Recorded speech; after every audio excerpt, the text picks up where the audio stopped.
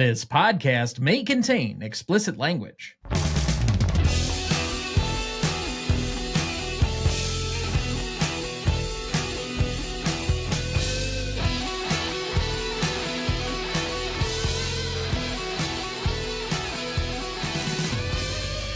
Welcome to the Greatest Movie of All Time podcast, the show that uses a unique grading style to redefine what the greatest movies are.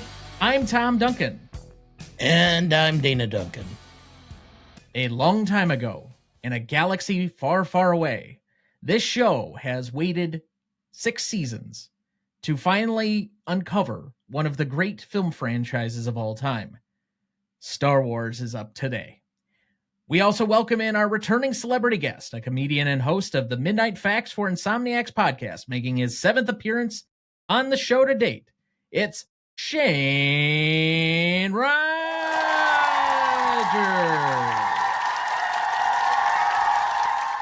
Thank you, guys. It's great to be back. Feels like I was just here, probably because I was just here. I think it was just a couple weeks ago. So it's fun to be back, and we'll make it 8 soon. Yeah, sounds great. We also welcome back our other returning celebrity guest, because on these Star Wars episodes, 3 voices is just not enough. Our other returning celebrity guest is making his 4th appearance on the show to date, a fellow member of Cinemadison.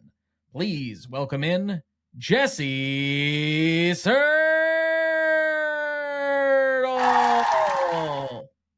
Why did the sound effect not work? I think I'm leaving that in. I'm definitely leaving that in. I would leave that in. Yeah, that's. I was gonna say I'm not a celebrity, so people should not be clapping or making noises for me. It's been a while, Jesse, since you've last been on. I think it was last July for Once Upon a Time in Hollywood. I think so. I think it's been about a year. I can't remember if Easy Rider or Once Upon a Time in Hollywood came first or second, but yeah. Hollywood was second because I remember I was drinking because I was late at night. Fair enough. I mean, that movie definitely lends itself to drinking. But anyway, so gentlemen, thank you both for being on what I think will be a special episode. I know everybody has varying opinions. This is obviously a very important movie to a crop of people. For other people, they don't give one flying fuck about what we're about to discuss. My dad would normally be one of those. However, we're going to plow through it. This is obviously a significant and seminal movie to a certain group of people that grew up in the 70s.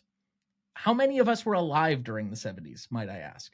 I was alive. I was 2 when this came out, when the original came out. It'll be an interesting discussion. As it mentioned, tonight for our 260th episode, we discuss the independent film darling of 1977, Star Wars, written and directed by George Lucas, music by John Williams, cinematography by Gilbert Taylor, starring Mark Hamill as Luke Skywalker, Harrison Ford as Han Solo, Carrie Fisher as Princess Leia Organa, Peter Cushing as Grand Moff Tarkin, Alec Guinness as Obi-Wan Ben Kenobi, Anthony Daniels as C-3PO, Kenny Baker as R2-D2, Peter Mayhew as Chewbacca, and David Prowse as the body, and James Earl Jones as the voice of Darth Vader. Background for the movie: Star Wars was released on May 25th, 1977. On a budget of $11 million, the film would gross $410 worldwide, becoming only the 6th film since 1915 to become the highest-grossing movie of all time, and by far the #1 film domestically and worldwide in 1977. Critics were effusive in their praise for the film at the time, and it would garner 10 Oscar nominations, including Best Picture, Director for Lucas, Supporting Actor for Alec Guinness, and Original Screenplay. Star Wars would win for Art Direction, Costume Design, Film Editing, Original Score for John Williams, Sound and Visual Effects, as well as 2 Honorary Achievement Oscars. Star Wars quickly became a worldwide pop culture phenomenon, launching an industry of tie-in products including novels, comics, video games, amusement park attractions, and merchandise, such as toys, games, and clothing. The release of the special edition in 1997 was the highest-grossing reissue of all time, with a gross of $138.3 million, bringing its total gross in the United States and Canada to almost $461 million, reclaiming the all-time #1 spot. Adjusted for inflation, it had earned over $2.5 billion worldwide at 2011 prices, which saw it ranked as the third highest grossing film of all time, according to the Guinness World Records. At the North American box office, it ranks second behind only Gone with the Wind on the inflation-adjusted list. Star Wars has been recognized on the following lists by the American Film Institute. AFI's 100 Years, 100 Movies at number 15 in 1998. AFI's 100 Years, 100 Thrills in 2001 as number 27. AFI's 100 Years, 100 Heroes and Villains in 2003 with Han Solo as the number 14 hero, Obi-Wan Kenobi as the number 37 hero. AFI's 100 Years, 100 Movie Quotes in 2004, May the Force Be With You at number 8. AFI's 100 Years of Film Scores in 2005 as the single greatest film score of all time. AFI's 100 Years, 100 Cheers in 2006 at number 39. AFI's 100 Years, 100 Movies 10th Anniversary Edition in 2007 at number 13, and AFI's 10 Top 10 list in 2008 is the number 2 sci-fi film of all time. Star Wars was voted the second most popular film by Americans in a 2008 nationwide poll conducted by the market research firm Harris Interactive. In 1997, it ranked as the 10th greatest American film on the Los Angeles Daily News Readers poll. In 2002, Star Wars and its sequel, The Empire Strikes Back, were voted the greatest films ever made in Channel 4's 100 Greatest Films poll. In 2008, Empire magazine ranked Star Wars at number 22 on its list of the 500 greatest movies of all time. In 2010, the film ranked among the all-time 100 list of the greatest films as chosen by Time film critic Richard Schickel. In 2011, it ranked as the best sci-fi film on Best in Film, greatest movies of our time. In 2014, the film placed 11th in a poll undertaken by The Hollywood Reporter, and in 1989, the United States Library of Congress named Star Wars among its first selections to the National Film Registry. At the time of its induction, it was the most recent film to be selected, and was the only film from the 1970s to be chosen. In 1991, Star Wars was one of the first 25 films inducted into the Producers Guild of America's Hall of Fame for setting an enduring standard for American entertainment. The soundtrack was added to the United States National Recording Registry 15 years later in 2004. Star Wars currently holds a 93% on Rotten Tomatoes, a 90 score on Metacritic, and a 4.2 out of 5 on Letterboxd. Now, I should clarify that this is Star Wars A New Hope, which has been recognized as later on in its run of film history, although at the time it was just simply known as Star Wars. Now, we obviously have multiple different episodes to watch and enjoy, depending on your mileage of different trilogies and whatnot. But as we start each week, Dad, what is your relationship to this film? I do believe that I went and saw this in the theater with some friends of mine that were in high school.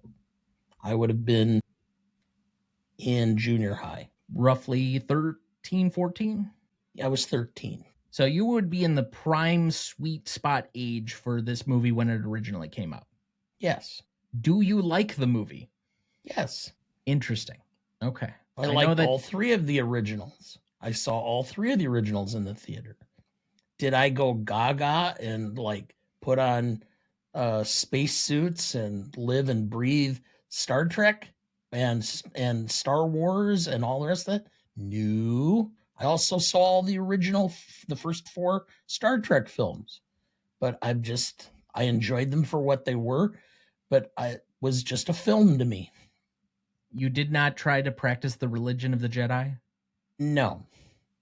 And I thought, and in college, I lived in the same dorm with the Beloit College Science and Fiction or Science and Fantasy Club, and they would watch Star Trek on television all the time. They would reenact the scenes from Star Wars in the quad, not to mention having chainmail and joust. So never did any of that stuff. Yeah, you were much too serious. Yeah, well, see, this is the thing is you just assume because I'm not enthralled that I didn't like the films. I did. Now, the next 3 that are the prequels, I watched some of those with you, and I was never so bored. they were terrible. They were so boring. I mean, it's a good thing George Lucas sold the franchise rights, because the final three would have been just absolutely unwatchable if he would have continued. So, as the next oldest, well, I'm going to assume next oldest person in our cadre of people here, Shane, I have to assume at 2 you were not in the theater to see this, but you probably have a different experience than myself growing up in the 90s connecting to Star Wars.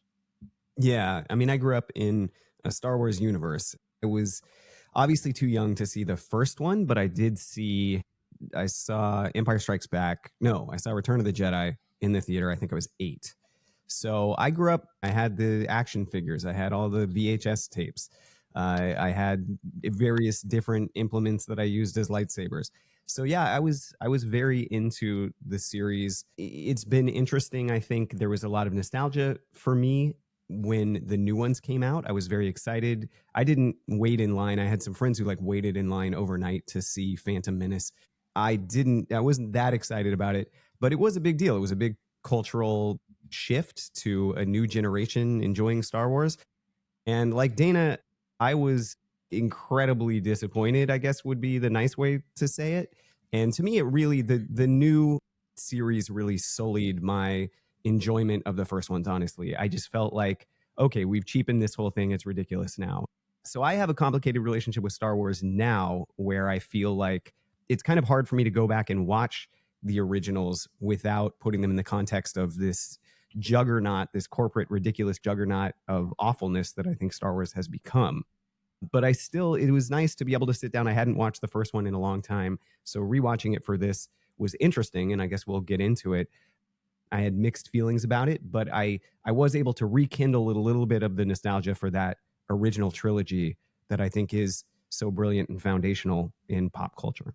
Jesse, I think you're about a year older than me, if I remember right, but we're basically contemporaries for the purposes of today. I remember my relationship with the originals being something I saw when I was probably about 9 or 10. I did not have the same connection as people when, like, Phantom Menace was coming out. I remember, like, the promotional campaigns and seeing marketing for it at like, Pizza Hut. But I don't remember, like, being excited to go see it, or it was something that connected with me. I remember seeing the reissue commercials when they were showing them during, like, the Super Bowl and such, and ads on, like, Pepsi cans. But realistically, Star Wars didn't start for me until I think I rented the VHSs when I was about 9 or 10 from the local video store or something. And I said, okay, these are important to people. I got to find out why. And so I think I sat on a random Saturday and just plowed right through them in my summer break, and I enjoyed them. I don't think I came to quite the level of nostalgia and fervor that others had to it until probably later, after I'd seen them multiple times. And part of that has to probably do with never really seeing any of them in theaters until I was in high school. I think the first one I actually saw in theaters was Episode 3. And at the time, that was like one of my favorite ones because it had a lot of action. It had a lot of great lightsaber battles. It was the stuff that you enjoy when you're a kid. Now going back to watch it, I think last year I watched it for a project for a different podcast. And I'm like, God, this is so bad. Why is this so bad? So as you age and progress through this universe, if you see these, I think when you're a kid, you have a certain level of attachment that's different than if you come to them maybe as an adult and think they're kind of goofy, and you don't have the same level of wonder that I think people have a special place for that grew up with these movies. I don't know if that's good or bad, and I'm not sure I'm the right person to judge anybody for that and your relationship to it. But as Shane highlighted, between the prequel trilogy and then I was really disappointed by the sequel trilogy once we got to Rise of Skywalker. I was pleasantly surprised with Force Awakens and Last Jedi, and I know there are a lot of people that have a very complicated relationship with Last Jedi as well. But every time they release one, it seems to change everybody's relationship with this franchise as a whole. Like, these are so sacred every time one comes out, and I'm not sure that it's that franchise anymore. But Jesse, did you watch these as a kid, or was this much later for you? It was a kid. You said like 9 or 10 with you. Mine was probably younger than that. I remember watching it on the 20-inch screen. That's how big our TV was. And that was probably the last time that I had watched it in its entirety. It was on the 20-inch screen in the 90s. Since then, it was like, I'd watch a couple scenes and turn it off because my opinion of the movies when I was watching them growing up, that first couple of times, they weren't that impactful to me. Prequels, though, those were big. I recall that. I don't recall any of the lead up to it. I just recall when Phantom Menace came out. That was huge. I remember they had little toys associated with it. I'm not saying I'm a big fan of it. It is my favorite movie of all of them, is Phantom Menace. I'm dodging some knives right now, probably being thrown at me. Oh, I'm definitely clipping that out and putting that all over the internet this week. It is. That is my favorite one. The other ones after that, ingredients, boring. The new ones, I just think those are just kind of cash cows. I think I watched The Force Awakens and the next one, part of the next one. I don't even remember if I finished it. I think I watched Rogue One, but like after those first newer ones that came out, I'm like, okay, they're just milking this. This doesn't make sense anymore. But like my relationship with the movies, they're just something. They're just another movie to me. I understand their significance. My relationship with movies more is with the people who enjoy the movies, because they seem like they have to like try to convert me. That seemed to have been the theme throughout my entire life. Is like I give that opinion. I'm like, I don't really like them, and then all of a sudden I'm someone that has to be converted to the religion of Star Wars, and that gets annoying after about the 30th or 40th time. Just trying to explain to them, you're not going to convert me, but thank you, but no thank you, and they get very upset about it. But that's my relationship with the movie, is everyone who loves the movie trying to convert me to the movie, which will never happen. Even after this rewatch, which I'm going to have to make an opinion on the rewatch. The rewatch I watch, I guess, is the new George Lucas versions where he came back and updated it. That's not how I remember it, and it cheapened the movie, in my opinion. I did not like this new updates that he put to it. It just kind of made it look even sillier than it was when I was growing up. So you're a definite Greedo shot first person. Got it. Yep. Okay. Well, I do have my only good opinion about it is I'm happy that he kept in the guns and then changed them into walkie-talkies. That was the nice part. I was happy with that. Okay. I'm not sure where you're going with that. But it's an ET reference, so they changed, and when they updated for ET, they changed the guns the FBI agents had to walkie-talkies. So, okay, they make fun of it in South Park all the time. Oh, well, I'm not a procurer of that program particularly, but fair enough. All right, so let's take a shot at this. I know that opinions will likely vary, and that some people just see this simply as an entertainment movie. I think what, to a degree, separates some of the better parts of Star Wars a little bit out is that it does feel, at least to me, about something. So I'll give each of you the floor individually to try and figure out what is the movie actually about. I mean, I can jump in. I think we've all probably heard about George Lucas's obsession with James Campbell, I believe is his name, and the hero's journey. It's about the big sort of universal themes, right? It's about good versus evil. It's about the hero's journey, sort of finding yourself, the coming of age story. I think George Lucas wanted to package everything that he had loved about mythology and the great epics, space romance. It was just his sort of love letter to all of the things that he had been nostalgic for in his childhood.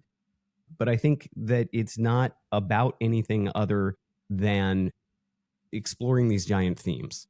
At least the first one. I think it kind of takes different pathways as it goes. But I think that's ultimately what it is. It's about the biggest things that sort of all movies are about, kind of distilled down to their basics, or not all movies, but what we would consider to be, the classic themes of adventure movies and space operas, and all of that is kind of was distilled into this movie and then became the template for all of them going forward. I believe it's Joseph Campbell. I was going to actually, as it was in my head the whole time while I was saying that, I was like, James Campbell's not right. If I were to take a shot at this, I think I would agree with most of what you have there. The origin point for Star Wars and George Lucas's conception of things is tying together a lot of different movie themes, different ideas. He's obviously loosely based the entire story on an Akira Kurosawa movie that most people know. At least that are probably to listen to this podcast, most people know. The Hidden Fortress. And he's blending themes of World War II movies where it's a great evil, an oppressive tyranny, dictatorship with rebellion and some remnants of democracy. He's borrowing certain politics that are all blended together in this, but then somehow Darth Vader and the stormtroopers all have like a Asian architectural and costume designing motif to a lot of them. So there's a lot of mixed cultural aesthetics in all of this. And I think for the most part, he probably borrows the mythology from Western culture, but with the design and look and feel very much from an Eastern cultural perspective, and somehow makes this thing that is, it shouldn't have worked, but is widely popular. My thought process is kind of short. I just thought it was a reimagining of fantasy and 1950s cowboy flicks. I mean, There you go. That was where I was going to go. This is just taking a Western and putting it out in space. All right, I won't belabor the point then. I don't know how far down the rabbit hole all of you want to go with me. But... No, I can be more philosophical. You know, it's about life and living and enjoying and. Well, It is. I mean, to an extent, you know, there is a lot of Eastern philosophy in there. I think we're doing it a disservice to say that it's just a Western, but you know, the idea of the Force and everything. There's Roman history. Obviously, it's the Republic becomes the Empire. The Vader and the Stormtroopers are obviously Nazi references. I mean, there's a lot in there. But I do think that ultimately you're right. It is just a swashbuckling. You can kind of simplify it down to a swashbuckling story of adventure. But I think there's a lot there behind the scenes that you can unpack. To your point, and borrowing from the narrative of a very obvious hero's journey, I mean, you have the sidekicks that are all kind of rebellious rogues. You have the robots who, in his conception of them, are very Laurel and Hardy-esque, the fat man and the tall man type of situation. So he is borrowing a lot of things, and somehow he pumped this all into the same thing and it works. And we're trying to somehow recreate this formula to varying degrees. I don't know if anybody can quite put their finger on what made this special to begin with to put that in a bottle again. And so I'll transition into this question. This is obviously, at the time that I was a kid and before Phantom Menace, was thought of as like the seminal film franchise that was enormously popular. Thus why people were camping out for Phantom Menace. Because to release a new Star Wars movie was unfathomable. But I don't know, with every movie that they've released, every TV show that they now have, if it will ever come to the point where it's recognized in the same level of culture. And I guess, is that more of a byproduct of they've ruined their own brand by just putting out poorer product? Or is that also a byproduct of the lack of a monoculture that we have anymore? I go with the first part where they just kind of flooded the zone with everything. Too much. I think they should just kept it as the 3. What made it connect to a large extent is really, you know, yes, it has more intellectual themes built within it, but the concept itself was relatively simple. It was something that was easily adaptable and understandable, especially to children who became infatuated with it at that time. If you compare it to the original Star Trek films, they were much more adult and adult themed, interpersonal conflicts, etc., than Star Wars was, which made it harder to relate for younger individuals who became infatuated with it. So Star Wars surpassed Star Trek for that reason, at least in my opinion. And it's one of these things where you can go and just enjoy the whole concept of it, and you can always look into it for more meaning as you're watching it again or thinking more clearly or deliberately about it. The only thing I have seen that has had the same level of cultural impact is Harry Potter. And I don't know if it's because of the films as much as the books, but that became the same type of thing, which really spoke to an entire generation of children who have since matriculated into adulthood and carried on this fantasy theme, going forward. So it's just some things hit and they touch a cultural aspect, usually at a particular time. America was going through an upheaval. We were coming out of the Vietnam War. We were looking for simpler concepts. This is good, this is evil. And we've been in this conflict for so long about those that were good were not really good, they were evil. And those that were evil were not really that evil, but good. And we kind of lost track of where we were. This made it simple, and I think it connected at that time. Now, the other films, I think that to a large extent they didn't connect as well. The first trilogy, because it was a different time. What made it popular is all the people who grew up watching the original three ran out to see them. They watched the first one, and well, I'm going to give the next two a chance too, because I love Star Wars. But I think that some kids who grew up and those were the first ones they saw in the theaters have a better appreciation and love for it.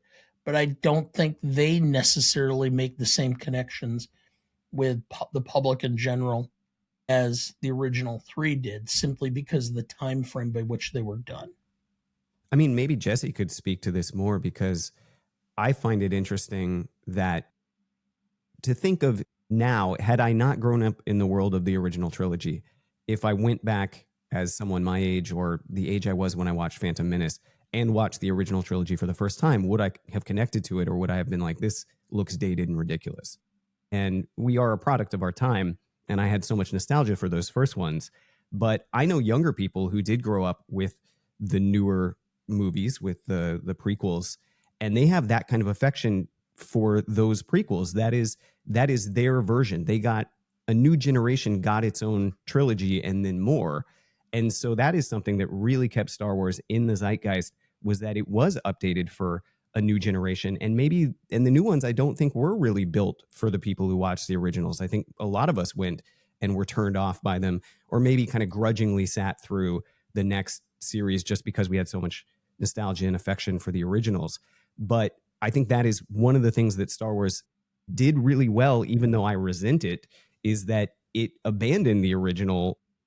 It wasn't trying to evolve with its original audience. It just restarted with a new audience of children, and it said, here's your version of the original trilogy. And so now it connected to multiple generations, and I think that was really savvy. Does it bother me because I feel like it abandoned the originals and like I wasn't catered to? It wasn't still trying to connect with me? Yeah, that bothers me. But someone like Jesse, who started with and maybe even Thomas, who started with the newer ones, you had your own Star Wars that you could that was built for your generation. And Jesse, you said you liked Phantom Menace when it came out? I did like Phantom Menace.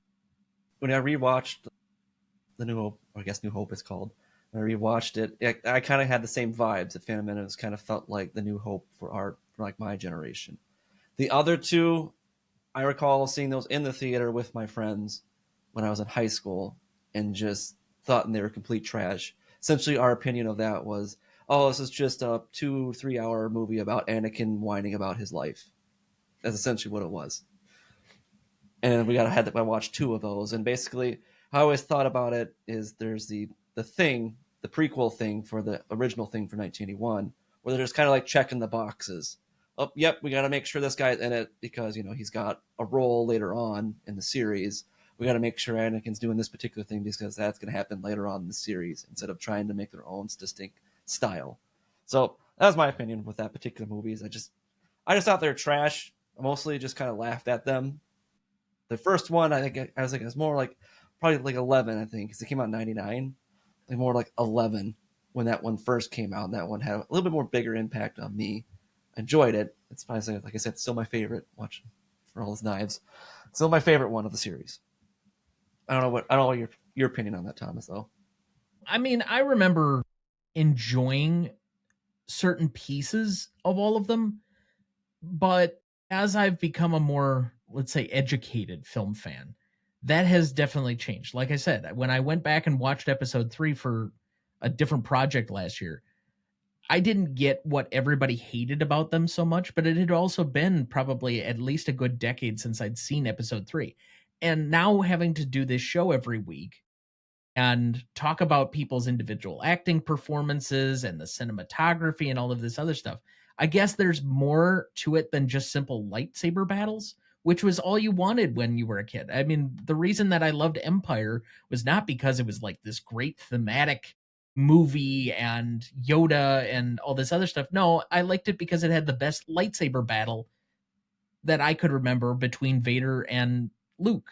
Well, Phantom Menace has a great lightsaber battle in it, and episode 3 also has a great lightsaber battle. That's all I needed as a kid.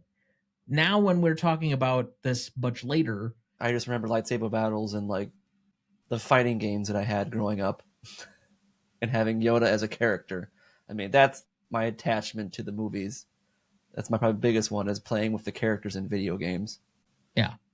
Like, part of growing up in that prequel era was like playing Battlefront 2. And then when you got like certain characters within that universe that you could play with, those were fun. I remember playing Battlefront 2 for, I think there was one day where I played it for 14 straight hours. Those were the great old days in junior high and high school. Those are rookie numbers that you remember, but yeah. Yeah, I mean, I was really into that game. Yeah, even though I hated that franchise, but I think the game you can enjoy on its own. Yeah, I would agree. But this is so pervasive, it would be hard to completely ignore as far as a phenomenon. I'm very curious. I know all 4 of us are fairly homogenous other than age. If we brought in some level of outside additional diversity as to how their approach would go for this and what their cultural relevance to it would be. But unfortunately, I know mostly white people. So we'll move on. Apparently, like George Lucas. Yeah, I mean, they did try to, I think, make it a little bit more diverse as it went on. And that may be something in the newer versions that does resonate more with a multicultural society. It seems very deliberate that they have tried to diversify and kind of olive branch, because the originals were so, other than what, Lando? Like, other than that, they're completely, basically white. I suppose Chewbacca is not white. The actor was. James Earl Jones is the most black thing about the original movie. And the guy in the suit is white, but oh well. All right. Are we ready to dig further into this? Dad, do you have our plot summary ready for us? Yes. Star Wars is set in a galaxy far, far away, under the oppressive rule of the Galactic Empire. The story follows a young farm boy, Luke Skywalker, who discovers his destiny when he comes across a pair of droids carrying secret plans for the Empire's ultimate weapon, the Death Star. With the guidance of Jedi Master Obi-Wan Kenobi, as well as the help of a roguish pilot, Han Solo, his co-pilot, Chewbacca, and the droids R2-D2 and C-3PO, Luke embarks on a daring mission to rescue Princess Leia from the clutches of Darth Vader and to aid the Rebel Alliance in their fight for freedom. The film is a tale of heroism, hope, and the battle between good and evil. Thank you. Did you know? George Lucas was so sure the movie would flop that instead of attending the premiere, he went on a vacation to Hawaii with his good friend Steven Spielberg. It was on that vacation that they came up with the idea for Raiders of the Lost Ark. Did you know? In early drafts of the script, R2-D2 could speak standard English, and he had a rather foul vocabulary. I think that would be a funnier movie. Although all of R2's English speech was removed, many of C-3PO's reactions to it were left in. Did you know? Harrison Ford didn't learn his lines for the intercom conversation in the cell block so that it would sound spontaneous. Did you know? James Earl Jones and David Prowse, who played the voice and body of Darth Vader respectively, didn't meet until 2012, 35 years after the film's release. Did you know? The actors found George Lucas to be very uncommunicative towards them, with his only directions generally being either, quote, faster or more intense. At one point, when he temporarily lost his voice, the crew provided him with a board with just 2 phrases written on it. And finally, Dad'll appreciate this one. Did you know? Due to the limited budget, the American cast members and crew, including George Lucas, all decided to fly coach class to England rather than first class. When Carrie Fisher's mom, Debbie Reynolds, heard about this, she called Lucas, complaining about how insulting it was for her daughter to be flying coach. Fisher was in the room with Lucas when he took the call, and after a few minutes, asked if she could talk to her mother. When Lucas handed her the phone, she simply said, "Mother, I want to fly coach. Will you fuck off?" and hung up on her. That story just summarizes their relationship. And with that, we will take our first break, and we'll be right back. Before we jump back into the episode, next week for our 261st episode, we welcome back Rob Conlon of Westport Studios and Andrew Corns of the Revisionist Almanac to discuss possibly the greatest sequel ever made for its 45th anniversary. The Empire Strikes Back from 1980, directed by Irvin Kershner, written by Lee Brackett and Lawrence Kasdan. Cinematography by Peter Shasitsky. Music by John Williams, starring Mark Hamill, Harrison Ford, Carrie Fisher, and Billy D. Williams. You won't want to miss that one, so watch ahead of the show by searching the Real Good app to find where it's streaming for you. That's REELGOOD. And of course, before we move much farther, Shane, what are you working on and where can people find you? So still focusing on the podcast at this point. So Midnight Facts for Insomniacs on any podcast platform. And it is a show about fascinating facts. We are Insomniacs who will keep you entertained when you can't sleep, or if you're just looking to learn some stuff in an entertaining way. Excellent. And as always, all of our guests' links and individual credits will be available both on the website as well as in the show notes for this episode. Jesse, also for you, what are you working on and where can people find you? I guess you could find me on Instagram. Maybe if I get a couple subscribers, I might post every once in a while, so you could find me there. Otherwise, it's storm season for my real job, so I'm getting prepped and ready to be on roofs for 24 hours a day. That's a long time. I hope you have sunscreen. Nope. It's going to burn. I'm going to love it. There's nothing you can do with this type of skin. It just burns. There's nothing I can do. Sunscreen doesn't help. We can lessen the potential damage. No, not when you're up there. It just doesn't. It just doesn't help. When you're on a roof, it's just everything. It's like being on the surface of the sun the entire time. So just accept it and move on. All right. Well, when you turn into a raisin in 3 years. But let's move on. We left off at best performances. Dad, who do you have down? I have George Lucas. I think it would be hard not to probably pick him almost by default, given this is his creation. He was involved in almost every level of what it was, the conceptualization, the direction, the writing, etc. It would be very difficult. Does anybody not have George Lucas? Hearing no responses, let's just move then to secondary. recognizing that George Lucas obviously has a significant footprint on this movie. But the interesting conversation is more who you have as your secondary performance. Me again? Sure. Okay. I have Harrison Ford. Just because he's a crotchety old guy, even then, he's the comic relief through most of the film because he was obviously a movie star that in the making and clearly showed so in the entire film.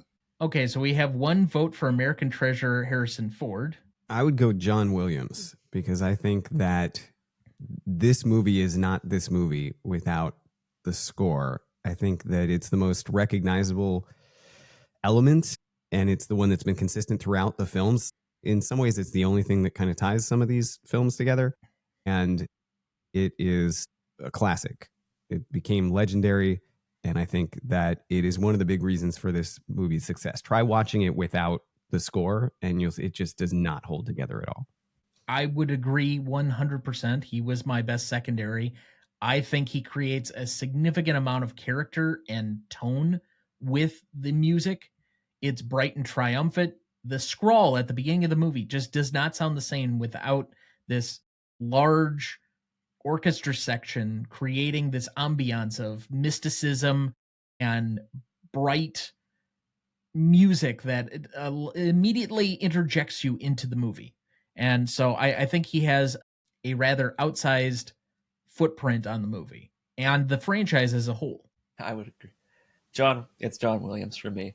I do mention about George Lucas. The reason why I love him for the best performance is the editing. I think the way he edited, especially the beginning part where you get that sense of impending danger the whole time, that could have been edited a completely different way where they could have just done all the scenes from the space and all the scenes on the ground. It could have been completely different film, but like with the score, that's what I remember. That's the first thing I thought about when we're talking about Star Wars. I hear the huge score in the background, hear all the horns playing.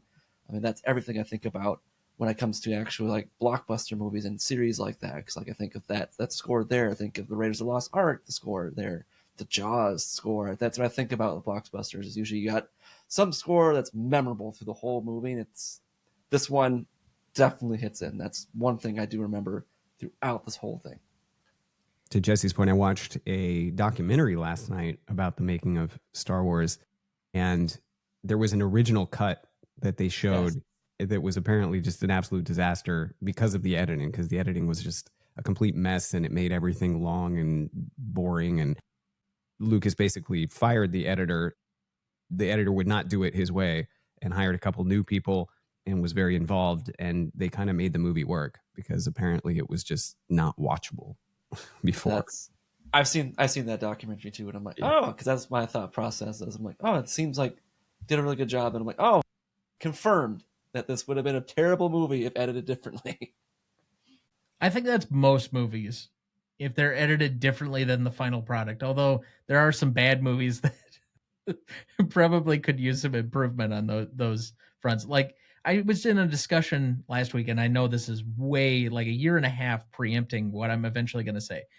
I'm a huge Lord of the Rings movies fan, and there are certain people that just absolutely adore the extended editions. But the more I've gotten into film, the more I recognize how great of an editing job Peter Jackson did to get those movies, not only like to a watchable length in a theater, but also just cut out some just unnecessary stuff.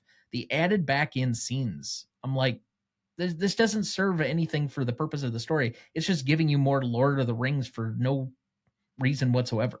Yeah, I would agree as well on that one. And it's very jarring when because you've seen the theatrical version, the extended is very jarring to see the difference, especially because the cuts are really terrible. Yeah, I remember I was getting the DVD and it would have the deleted scenes, and typically you're just watching going, I see why they deleted this. That was a good choice. So then, as far as most charismatic for me, I know there has been a active film nerd discussion over whether any movie deserves some sort of acting nomination, let alone win, for voice acting. But if there were ever a consideration for a voice actor in a particular role creating a just terrifying villain, it's James Earl Jones as Darth Vader. He is my most charismatic because Darth Vader, again, or if you're talking outsized performances, he has very little screen time, and yet he's probably the most significant character in the movie. Yeah, he was mine too. I think that voice is so recognizable. It's so visceral, and like the intonation, everything, it just kind of raises the hairs on my neck. Just a brilliant performance.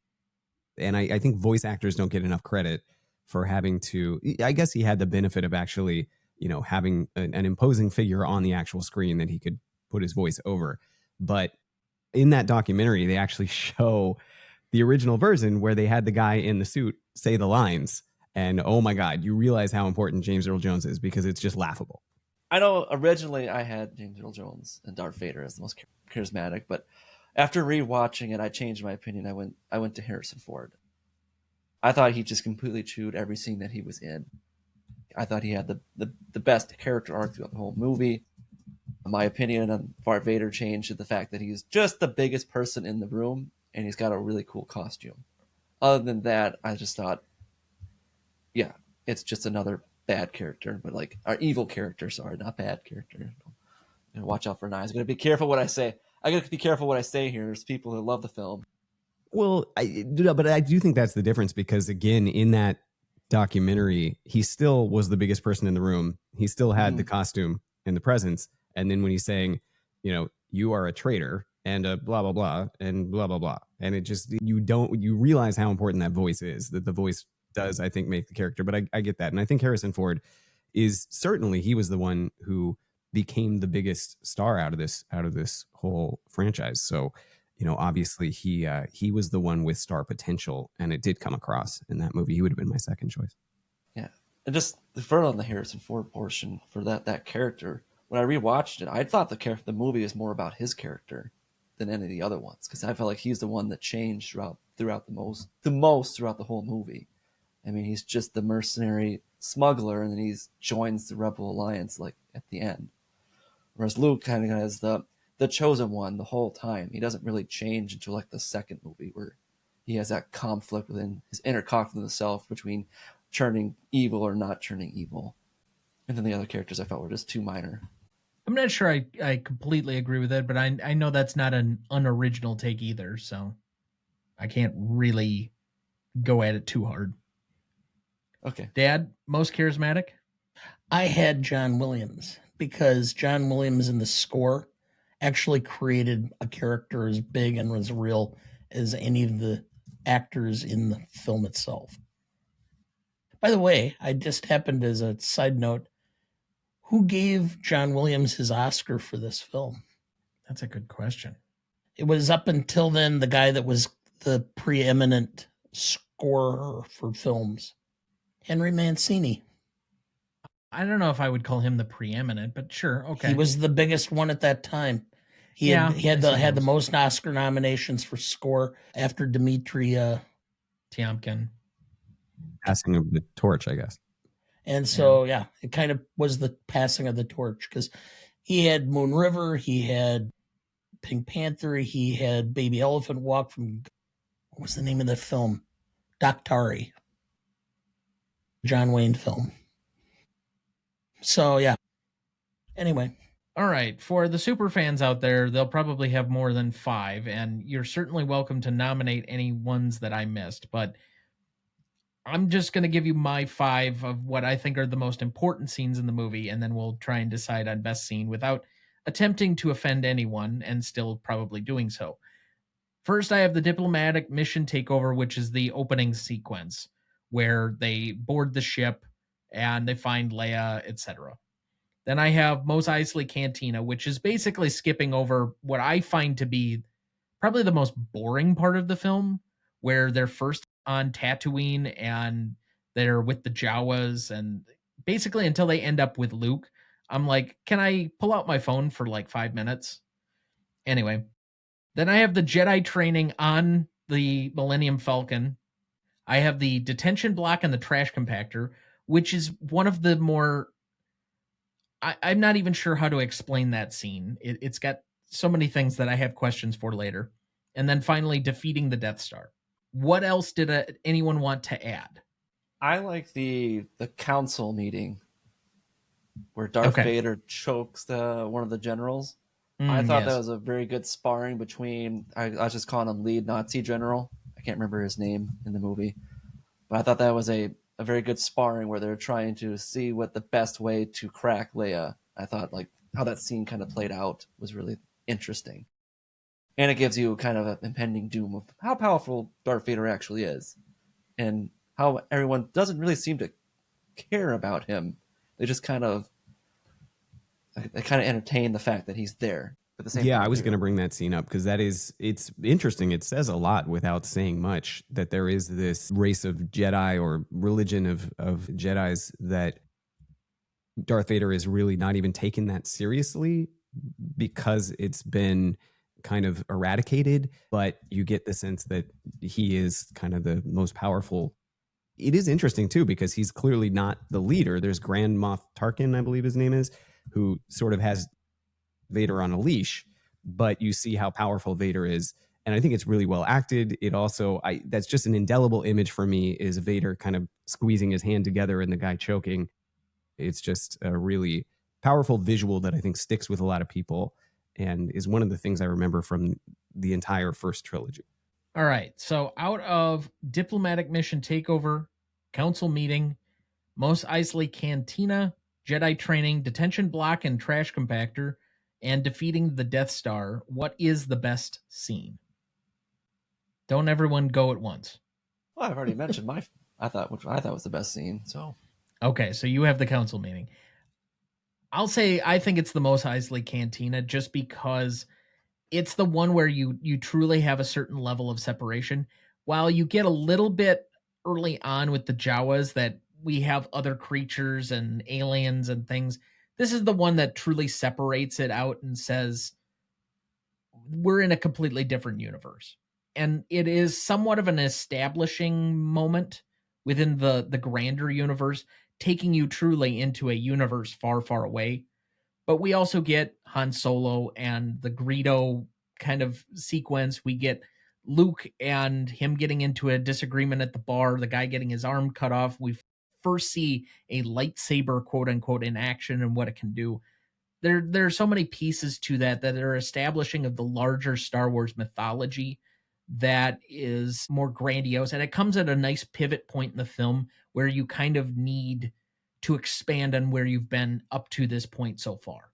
I would probably go with the trash compactor, but I would expand that to just the rescue of the princess. That whole sequence, I think, is the best. And I also like that it sort of plays against type. I mean, it was the 1970s. It was a rescue of a princess, and yet she grabs the blaster. She blows up the wall and kind of gets them all in. She's really rescuing herself in a way.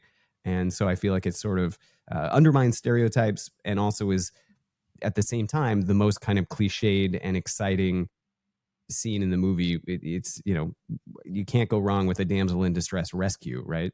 But I think that they're able to put a new twist on it and make it really fun. It also, all the set pieces are just brilliant. And I think that's one thing that we haven't really touched on, and Dana would be able to kind of talk to or probably speak to this more. But the fact that it still holds up. I mean, obviously it looks dated. Obviously the effects aren't what they would be today, but it's not unwatchable. When this came out, Saturday Night Fever was the other big movie.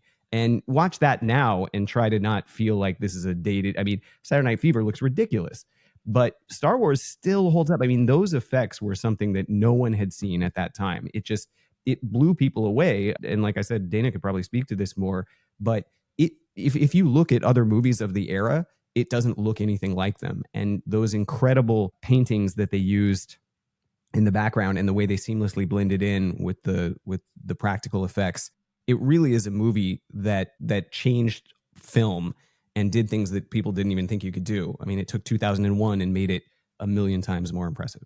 I thought Saturday Night Fever was unwatchable in 1977 too. It has nothing to do with the look of it either. There were some of us that were rebelling against disco even then. So anyway, but Awesome. Yes, it was. It was the look of it and everything. That's what made it so mesmerizing. Because I mean, you ever watch, like, if you're spinning through and you catch, like, come to ESPN Classic or something like that, and all of a sudden they'll have some game on, and the graphics from the 1980s are like just absolutely abysmal, and that was high tech at the time. This was like way out there, and a lot of people just went to see it for the special effects. Completely mesmerizing for a lot of people. You know what I find really interesting is that Jesse mentioned Lucas updated a bunch of CGI nonsense, and watching that version now, that's the most dated looking part. All the CGI that he put in there, because CGI has gotten so much better, that looks ridiculous. All the practical effects and everything else and the puppets, those I can still buy and they still feel tangible and real. But everything that George Lucas updated to try to make it current, since he was doing that in the 90s or whatever, it just looks terrible now. And so I think the originals, though, there is something to that, those paintings and the practical effects that really hold up because they feel so visceral and so kind of immediate, and they pop. Did you give your best scene? I have not. It's the cantina. But see, that's also the scene that most make me feel like this is a futuristic version of a Western. Because how many Westerns was a pivotal scene within the bar? So it just... Yeah, and you hire the desperado to take you on some type... Yeah, I mean, it's not an unoriginal take. There are many elements of Star Wars that feel very Western-like. And Han Solo is very kind of cowboy-esque in that sense. But yeah. Yeah, I mean, he even has a gun holster that's like slung low on his hips. I mean, he's clearly intended to be a space cowboy. Favorite scene for me is defeating the Death Star. It's also my most indelible. I mean, there are a lot of things you could pick in this. There are a lot of moments, the lines as I was going through it. And I just had to focus when we get to lines here on the ones that seem so universal within at least American culture. But the defeating of the Death Star is a significant moment. It is the resolution of the plot for the most part. It is the culmination of the movie. I think it would be hard to overlook that, but anybody else have other favorite moments or indelible moments? I do. I figured you would. You're iconoclastic in this. I do have a favorite moment. It's a very minor part. It's part of the rescue scene. Yes. When the stormtrooper's helmet hits the door as he's running in to the scene. Has become a classic moment. That is something I can remember. That was something I was waiting for the whole movie. I'm like, I couldn't remember exactly when it happened, but like, I know this is the one where this guy, his helmet runs in and they keep it in. And I was wondering if George Lucas was going to keep it in, and he did. And I was proud of that moment. My favorite scene is the trash compactor, because I think by far it is the worst scene in the film. I mean, what the hell? I mean, you put all of them together and that's your moment where they start to bond as a team, is in a trash compactor? I don't get it. It just made no sense to me. It's like, okay, whatever. I remember watching it and thinking this seemed out of proportion. Now I watched it again and I'm going, wow, this really does not fit. It's like Sesame Street. One of these things is not like the others. Interesting. That's exactly how I feel about the cantina scene. I feel like it's just out of place. None of these, it all looks like a bunch of ridiculous fake. It looks like Muppets. It looks like an episode of the Muppets, and they're playing the stupid little like tweedly music. And it just all of a sudden, I'm like, that's where I felt like, oh, all of a sudden we're on Sesame Street. Whereas the trash compactor, I think, is fun. It also I'm very claustrophobic, so it freaks me out. And there's a little creature in there. I don't know. I enjoy that scene. My favorite scene is a very small moment, and kind of like Jesse, it's just it's kind of a throwaway moment, but it's when Han is trying to fool the guy who's calling in to check on them. And he just has that moment where he's like, no, we're all good here. Everything's fine. It's okay. How are you? Like, there's just this moment. And I guess apparently he intentionally didn't learn any lines for that. And he he was improvising, and it comes across as maybe one of the most human and real moments. And I've rewound that so many times because I just love that moment. I just find it hilarious. Most indelible moments? Death Star explosion. Yeah, it's that minor scene or the Death Star blowing up. I Death can still Star. see it in my head right now. Yeah. All right. So with that looks like a good spot for our second break. We'll be right back. Before we jump back into the episode, and before we get to the Stanley rubric in a minute, if you're ever curious about our Master Greatest Movies of All Time list that has every graded movie we've ever discussed on the show, there's a link in the episode description of every episode of this show, or you can go to RonnieDuncanStudios.com and find it as the top entry on the Greatest Movie of All Time podcast show page. That has the grades we've done so far for all 228 movies we've graded, and we continue to add more each week. Make sure to check that out as we go and follow along. Dad, do we have anyone to remember this week? Yes. Ruth Buzzy, 88, American comedian, Rowan and Martin's Laugh-In, and actress, Sesame Street, That Girl, Golden Globe winner and 5-time Emmy nominee. Charlie Scales, 84, American actor, TV, The Wire, The Sopranos, movies, Liberty Heights. Andrew Carpin, 59, American independent film studio executive. Bleecker Street, Focus Features. Cora Sue Collins, 98, American actress. Movies, The Adventures of Tom Sawyer, Anna Karenina, and The Unexpected Father. Peter McKeon, American record producer. Business as Usual, Cargo. Musician, The City, and songwriter, producer for Men at Work. Jill Sobel, 66, American singer-songwriter. Song, I Kissed a Girl, supermodel. Priscilla Pointer, 100, American actress. Movies, Carrie, Looking for Mr. Goodbar, Blue Velvet, and TV, Dallas. I'm not really familiar with a lot of the people that are listed here. They're quite a few of them much older people in terms of passing away. A lot of people in their 80s. We have one at 98. We have one at 100. I mean, obviously lived great and incredible lives here. Lots of awards attention. Were in a number of different things. But much of the stuff that they were doing, I am not tangentially familiar with. Well, Ruth Buzzy, I'm very familiar with simply because I watched Rowan and Martin's Laugh-In when it was on television back in the late 60s, early 70s. And she had a running character where she played the old woman or an old lady who would hit people with her purse when they said something she didn't like. And she did that on the Dean Martin roasts and such into the mid 70s. So I was familiar with her through that and reruns of That Girl for that matter. Well, I mean, that's what she got her Primetime Emmy nominations for, and her one Golden Globe was for Laugh-In. So, but I figured you'd more than likely have heard of her and be familiar with her, given that you've talked about on this program multiple times, watching Laugh-In, likely at a very, very young age. Yes. This is probably age 6 to 8, 9. Yeah. We'll leave that there. And so we remember these here fondly for their contributions with a moment of silence in their honor.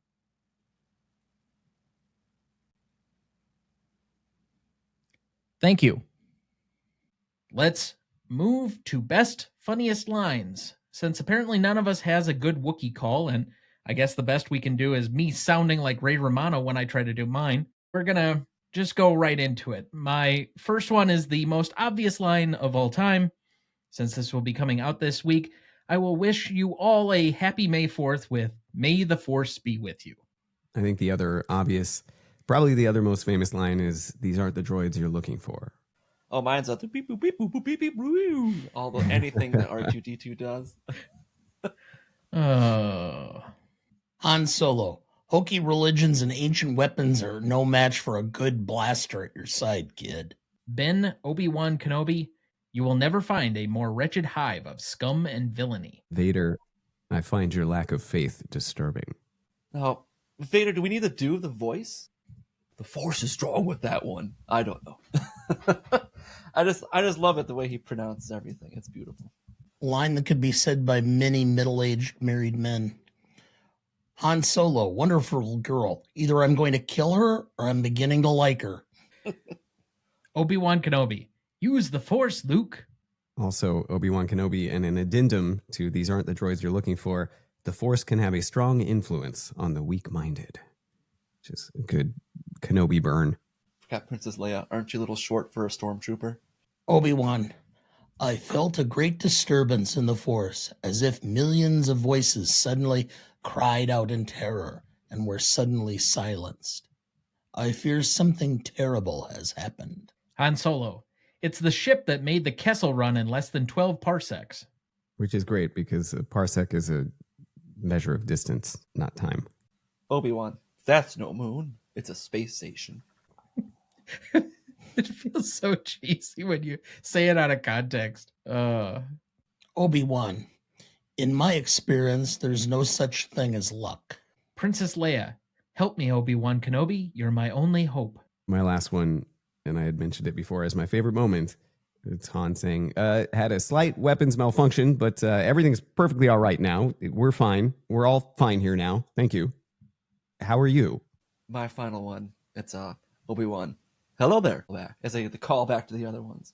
Princess Leia, someone has to save our skins. Into the garbage chute, flyboy. Luke Skywalker, I have a very bad feeling about this. I'm out. All right, so I guess it's just me. It is the Tom time. Well, some other fairly notable ones that we might have missed. Obi-Wan Kenobi, the Force will be with you, always, which is just biblical that they've reinterpreted. Then we have the title card from the crawl, a long time ago in a galaxy far, far away. Luke Skywalker griping about Tatooine. If there's a bright center to the universe, you're on the planet that it's farthest from. Ben Kenobi, your father's lightsaber. This is the weapon of a Jedi Knight, not as clumsy or random as a blaster, an elegant weapon for a more civilized age. For over 1,000 generations, the Jedi Knights were the guardians of peace and justice in the Old Republic, before the Dark Times, before the Empire. Ben Kenobi, the Force is what gives a Jedi his power. It's an energy field created by all living things. It surrounds us and penetrates us. It binds the galaxy together. I'll be honest, the more I dug into the quotes, the more I realized that Ben Kenobi is just there for exposition to explain the universe to us. Ben Kenobi, you can't win, Darth. If you strike me down, I will become more powerful than you could possibly imagine. And then finally, the line that gave me the most pause because it feels the most relevant to the moment right now that we're in. Luke Skywalker, look, I can't get involved. I've got work to do. It's not that I like the Empire. I hate it. But there's nothing I can do about it right now. It's all such a long way from here. As this is a self-proclaimed resistance show, even though we're discussing movies, that felt particularly relevant to me. So, let's move to the Stanley rubric then. Legacy is up first. This is a measure of the legacy of the film, approximately 5 years after it was released up to today. So 1981-82 to today. What is the overall legacy of the film? This is a category that we divide 5 and 5 points for a total of 10 between the audience generally and the industry as to how each of them feels about the legacy of this film. This greatness scale and the Stanley rubric feels like it was tailor-made to test something like Star Wars, and we will start here. Dad, would you like to go first or second? I'll go first. It's a 5. Cripe's sake. Both the industry and the public are 5s. Okay. I don't know of any film really that's had the level of cultural impact on society. Does everybody else have a 10 for this? And we Yeah. might save some headache. I mean, we can argue No. individually how it feels for us, but I don't know how you can argue for society. I mean, it's a 10. It's the biggest franchise in history. Well, for me, at the legacy, I think industry, and then the public at large. I'd say the public at large is the 5 portion. The industry, that's where I drop it down. So I'm sitting about an 8. I think the industry has kind of probably gone past this movie. and gone on to different blockbusters that have come out and used that as their kind of their blueprint going forward.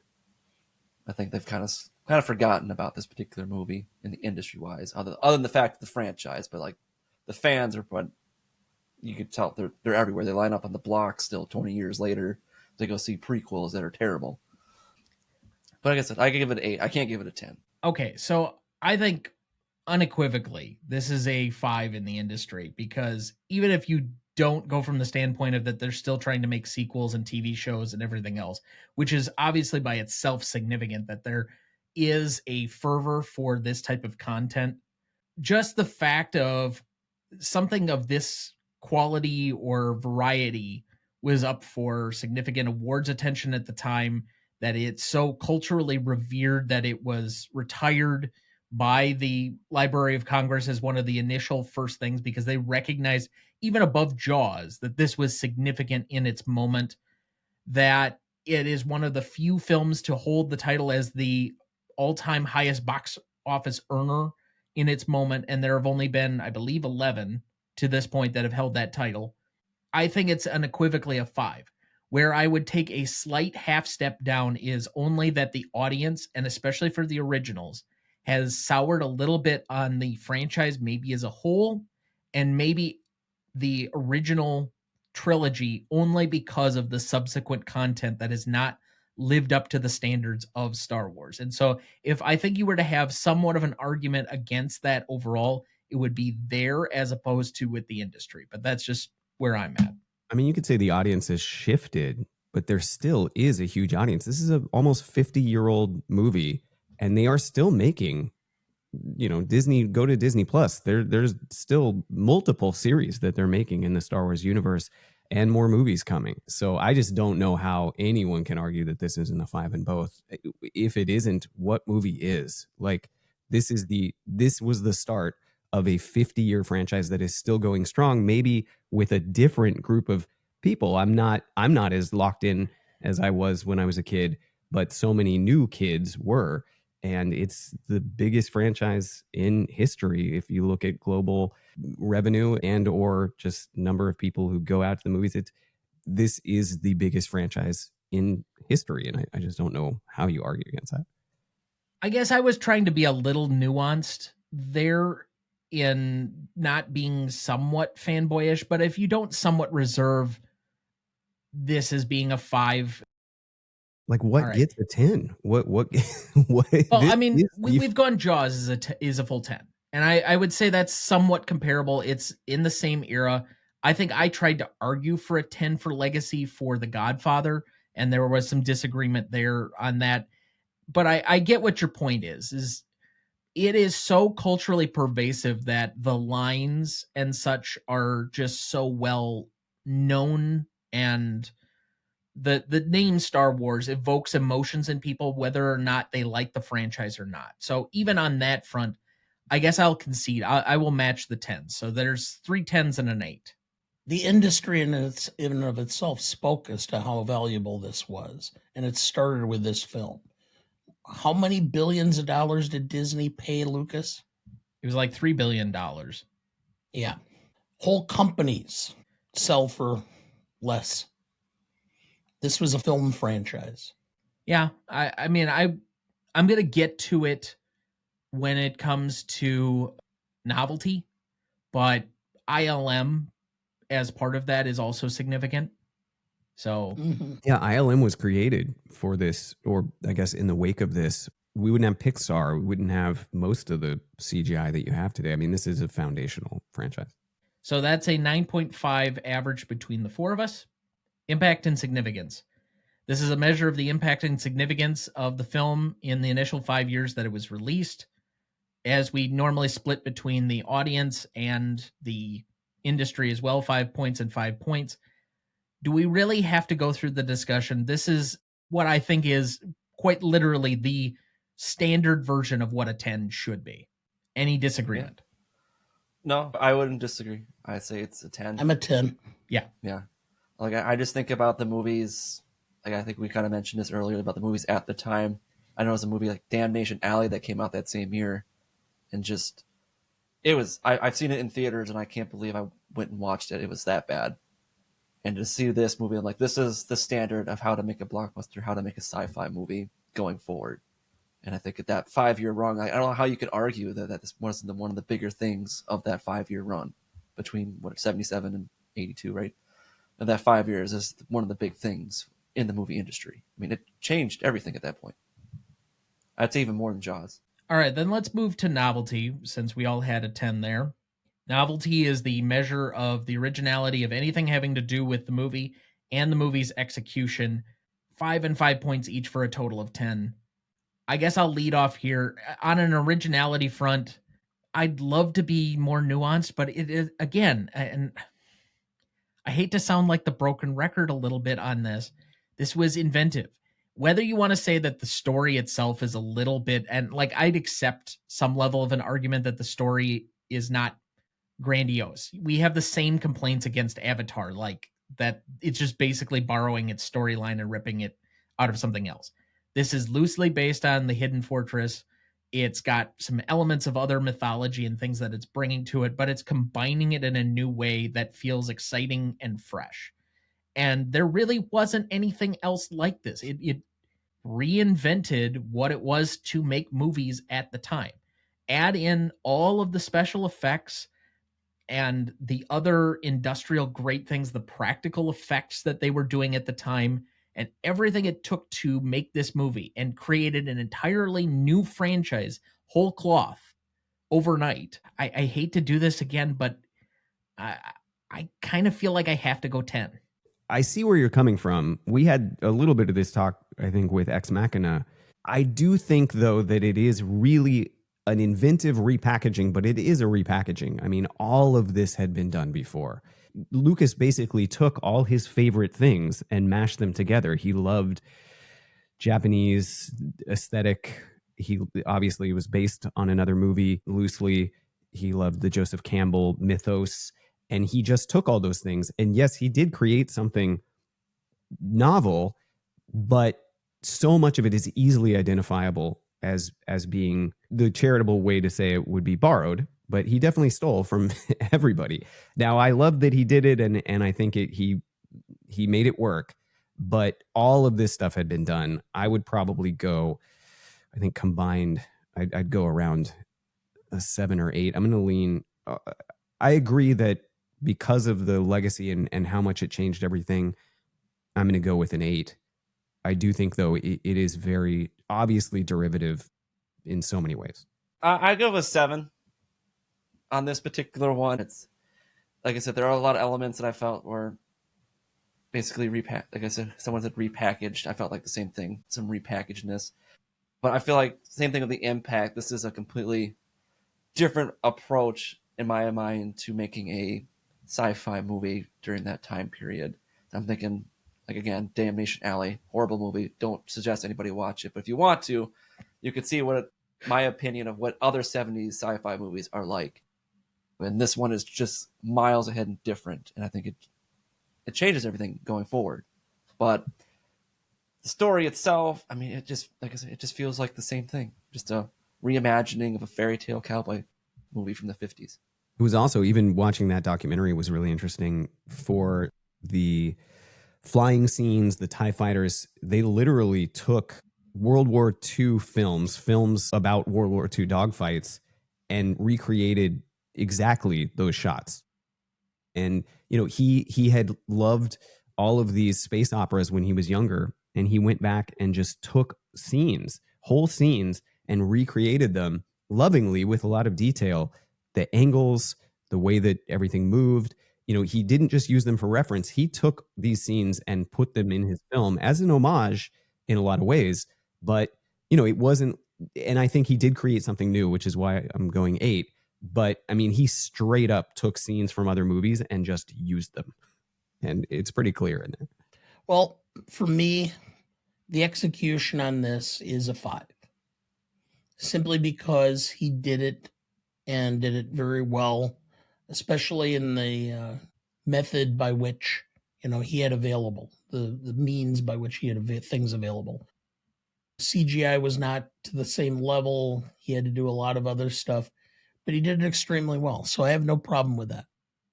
The originality It is a lot of elements that are repackaged. The originality, though, comes in the fact that he was the one to repackage it and how he repackaged it. It's kind of like anytime you have a restaurant that has fusion food, it takes two elements from two different things and creates something new.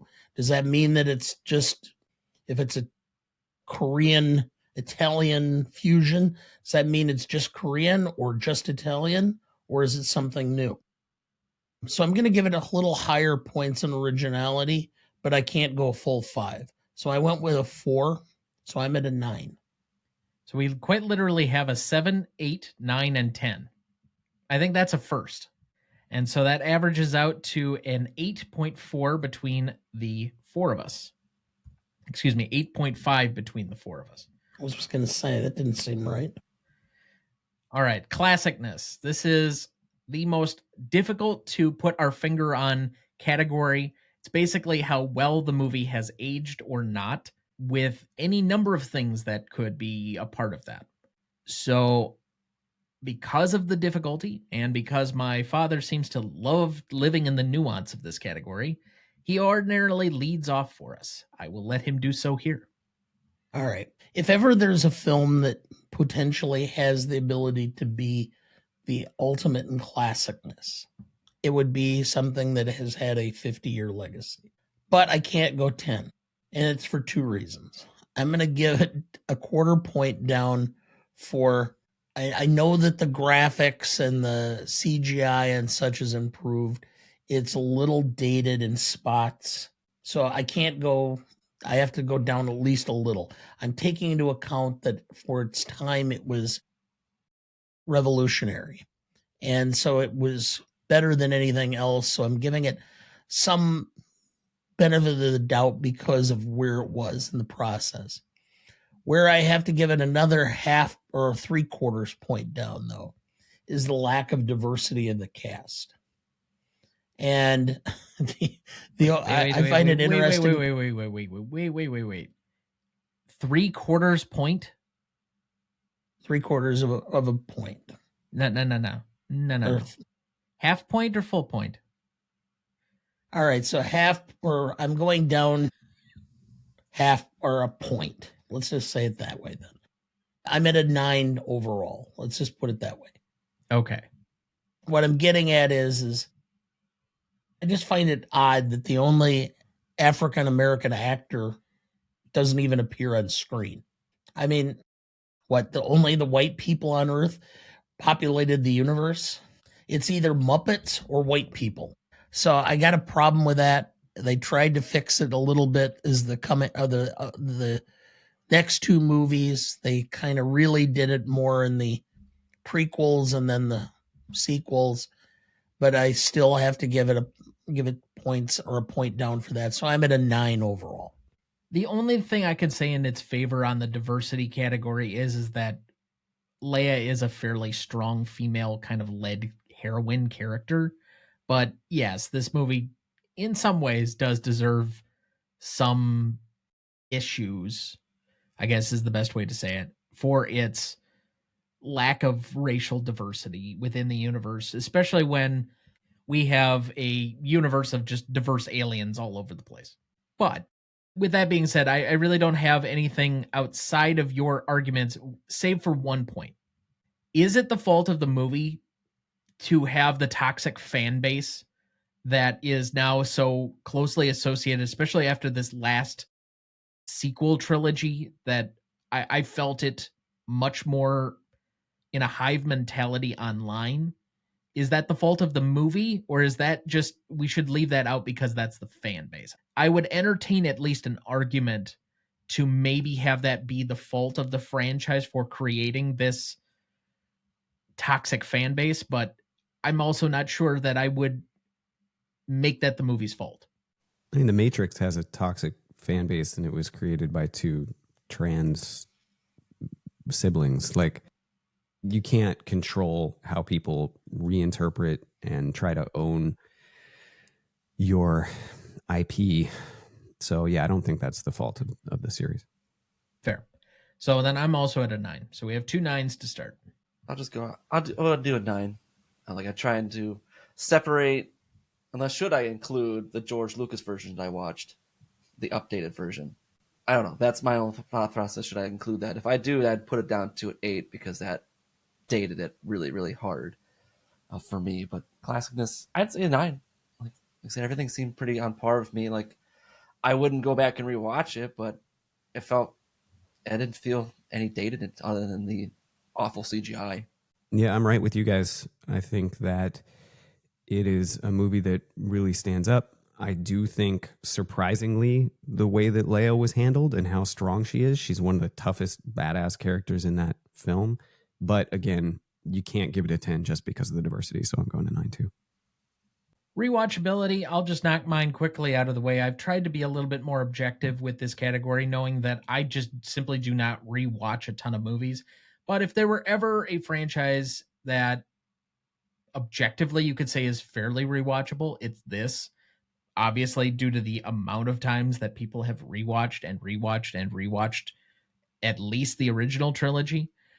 I think objectively the fact that it's roughly about 2 hours and it's not holding your attention too much longer than that, other than to me, where their first on Tatooine is kind of slow. Other than that, I have really not too many other issues. And so objectively, I think this would be at a 9. It is not for everybody, and it is not rewatchable for everybody, because to me, that's probably closer to a 10, but objectively, I think a 9 is fairly standard here. Tom, I'm with you 100%. I get so bored as soon as they get to Tatooine. Anything up until you meet Han Solo, anything from the droids landing on Tatooine, it just bores the hell out of me. And that stretch makes me not want to go back and rewatch this movie. I'm trying to be more objective and think about in general how people feel about it, but it's hard to take my own perspective out of it. For me, Empire, the entire movie slaps. Like I could watch that a million times. I have seen it a million times. I think there's not even a slow, dull moment in that film. But this movie has a lot of kind of checking my watch. And so for me, I'm going to give it an 8 for rewatchability. I just can't remove myself from the fact that there are stretches that to me are a slog. Yeah, I'm going at it with a 6 on mine. Like I try to pull my own opinion out of it, because if it was just me, I'd say a 1, because I didn't enjoy watching the majority of the movie. But I got to think about the rest of the people and how many they want to watch it. But I can think of a contingent of people who would not come back and rewatch the original trilogy at all, thinking of about it's 50 years ago. They rather watch the newer ones. But I still give it like probably a 6. I'll go up 7. 7 probably better number for it. I'm going to do this a little bit of a long way around. Years ago, when I was in law school, I worked for a bank, and the big bank across the street, all of the managers would come out at lunchtime, and you could either go to the left or to the right as you're facing them. And there would always be this huge group of people that always went to the right. And there would always be about 3 or 4 people that went to the left.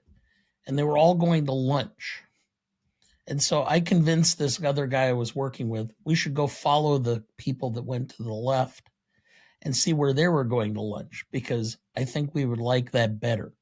And actually, it proved really well, because we found this place that had like a commons where there was multiple places, really good food. Anyway, the point I'm making is it is not the matter of the fact that I don't like Star Wars, that I didn't like the films. You keep saying that I didn't like them. I just don't live them. I just don't agree with everybody idolizing these and making them almost deities in this world into something greater than it should be. I'm the one going to the left. So when they came out again, I was not going to stand in any frickin' line to watch them. I watched them when they became available. You were watching them, so that was good enough for me. Yes, I did enjoy watching the rerun, but I can't say that I'm going to go out of my way to really watch a rerun again. And it may be that I never watch it again. I don't know. But I'm going to give it this number based on the fact that if it's on, I will watch it again. And if somebody else wants to watch it, or if someday I have grandchildren and they want to watch it, I will sit and watch it with them and talk about my experiences. So I'm going to give it a 7, which I think under the circumstances, because it did hold a place in my early teens and something that I enjoyed at that time, I do have a nostalgic feeling towards it that merits a little higher number. So 7. Okay. So that is a 7.75 average between the four of us. A lot higher than I thought it would be. I swear Jesse was going to give it a 1, and okay. So, interesting. But for audience score on this one, we had a 90% from Google users and a 96% from Rotten Tomato users, giving us a 9.3. So to repeat the categories, we had a 9.5 for legacy, we had a 10 for impact and significance, an 8.5 for novelty, a 9 for classicness, a 7.75 for rewatchability, and a 9.3 for audience score, giving us a final total of 54.05.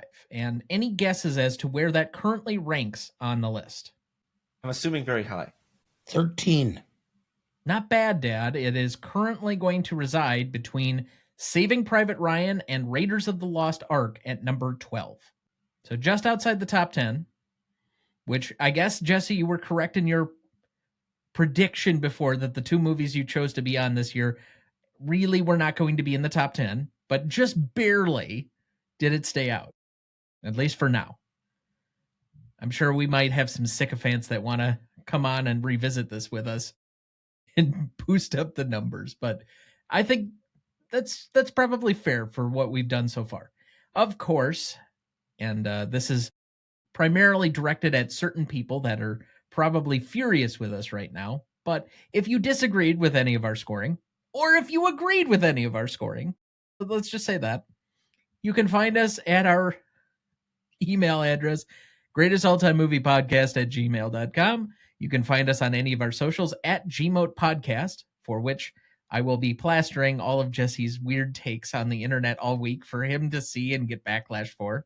Although I guess that'll be handled by us, so I don't know how much of a self-own that is, but regardless. And you can also find us on the website, RonnieDuncanStudios.com/GMOAT Podcast, where, again, you can find the full list with everything included on it. All right, let's get to remaining questions for this one. And I know I didn't send the notes for all of these because I hadn't yet rewatched the movie, but as I rewatched the movie, I think I wrote down most of these, and currently I have 8. Okay. What the fuck is in the trash compactor, and how did it get there? The like creature that swallows up Luke, or the one that has the eye that pops up? I had the same thought process. I'm like, they just built this. How did it get in there? Why is it in there? I thought they Where put does it in it there go? on purpose to eat the trash. It would be like a biodegradable system. You put it in there and it consumes the trash. Okay, yeah. How does it supposedly survive in there? Does it like somehow have like an escape hatch or something? And It's also very narrow, so maybe it doesn't trash compact all the way down. See, I lived in the days before we had garbage disposals, and you actually had to throw your garbage into a garbage can. And you could throw the garbage into a garbage can all you wanted and seal it up, and you thought for sure. And then when it came time to dump out the garbage, there were always maggots in it, and you never understood where they came from. This is just an overgrown maggot.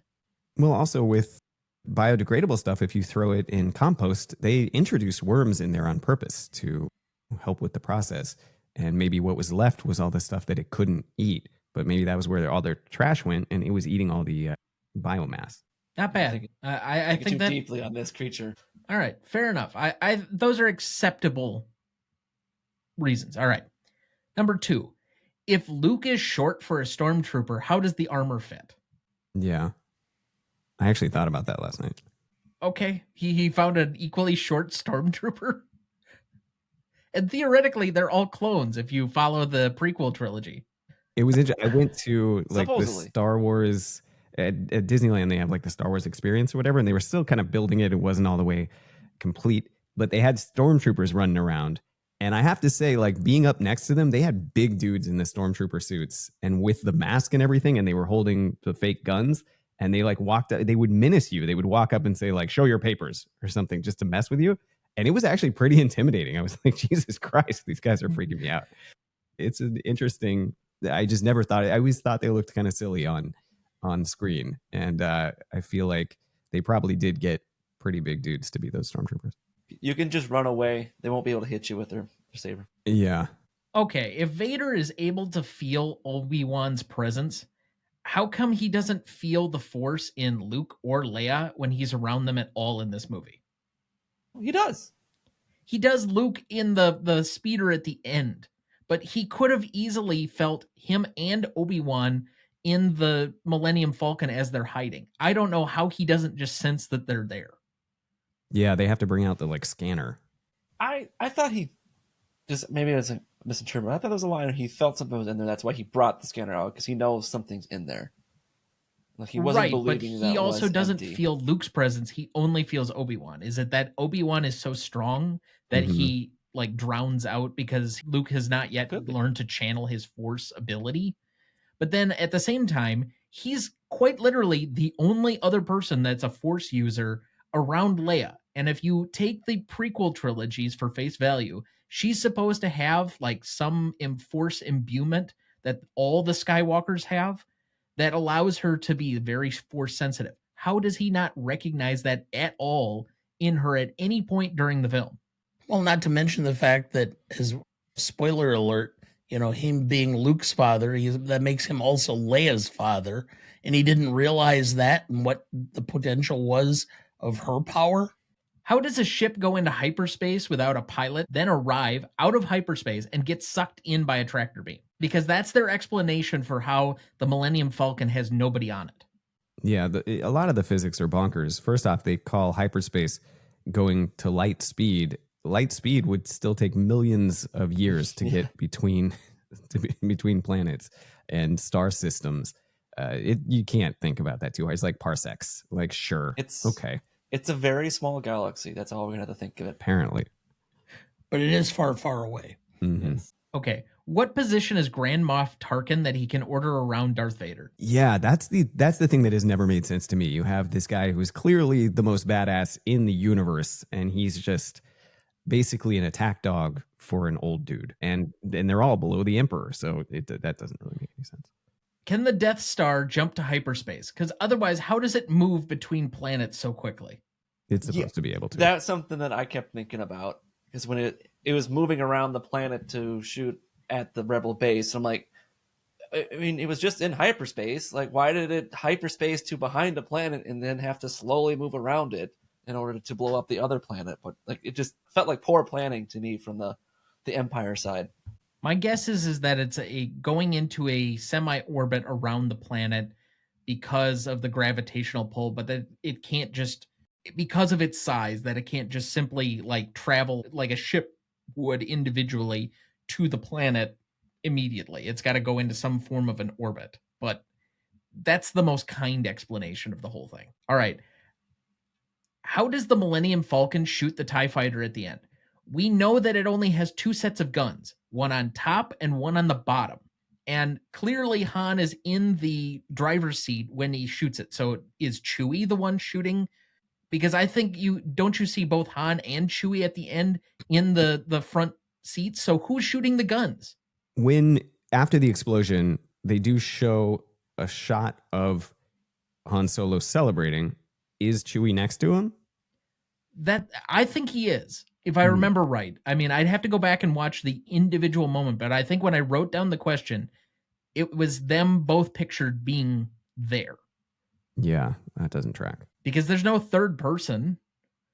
And so then you would have to say that the Millennium Falcon actually has guns outside of the two turrets. Maybe they were added. Yeah, okay. And finally, how does Vader survive after this entire ordeal? He's in a supposed one-man fighter that has no capability for long range. His space station is now blown up. Does he just travel down to Yavin 4 or the moon and get brought back up later? Like, how does he communicate it all to be picked up somewhere? Does he communicate across this? That's never made sense to me. He's just like, we want to keep this character around, so we have him away from the Death Star when it explodes. I think they communicated better in episode 3, where he kind of uses the Force to call out to the Emperor to come save him when he's on the planet burning to death. I think that you can use the same sort of thought process as the Emperor knows he's in trouble, so he comes up to save him. Yeah, we talked about the Deus Ex Machina in our last episode, the machination by which these characters get saved that doesn't really make sense. But here you have basically magic. You have the Force, so you can always say, he used the Force.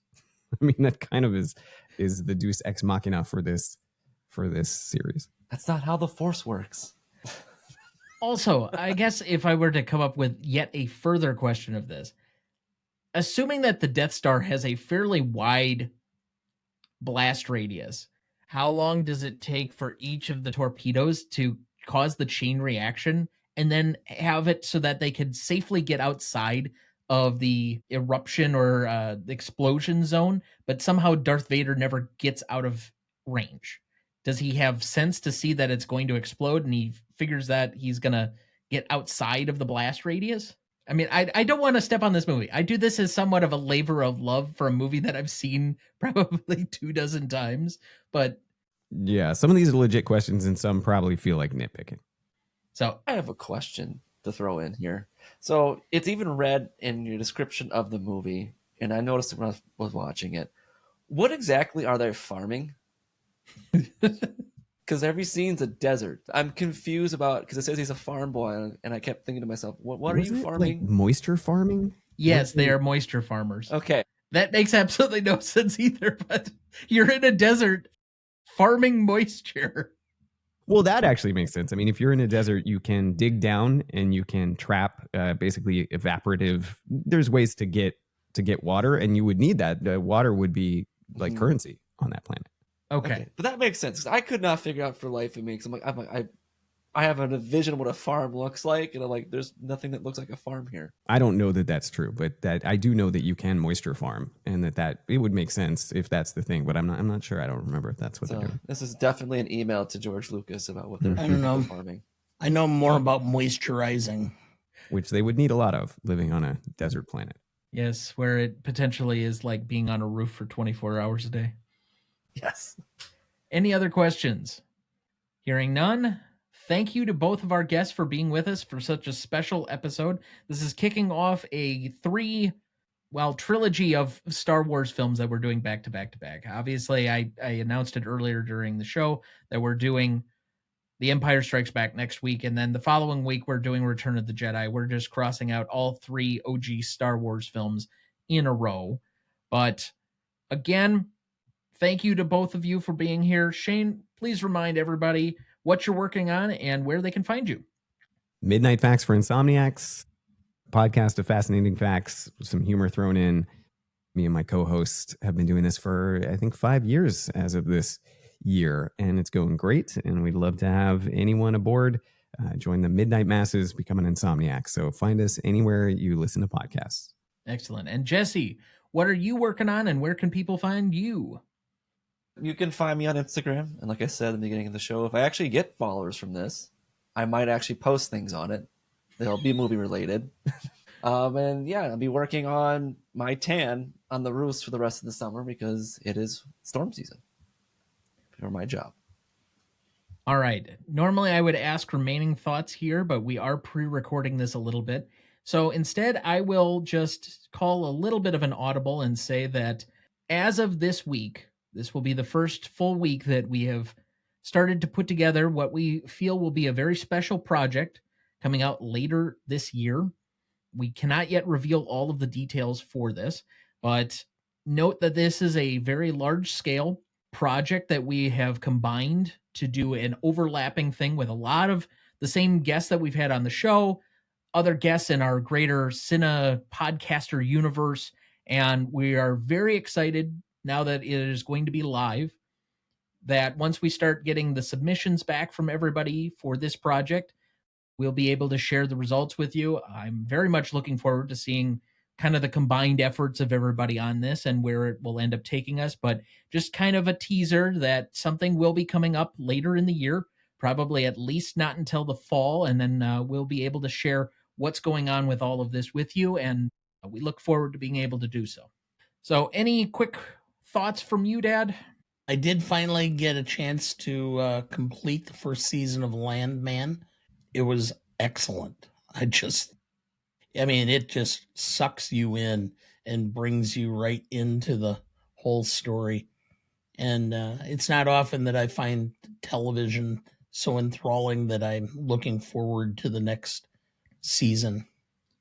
Our mutual friend, Kieran B., who was on last week's episode for Gladiator, is a very big Billy Bob Thornton fan, and I've thought many times of suggesting, because he's always looking for when Billy Bob's going to be good again, Landman is your answer.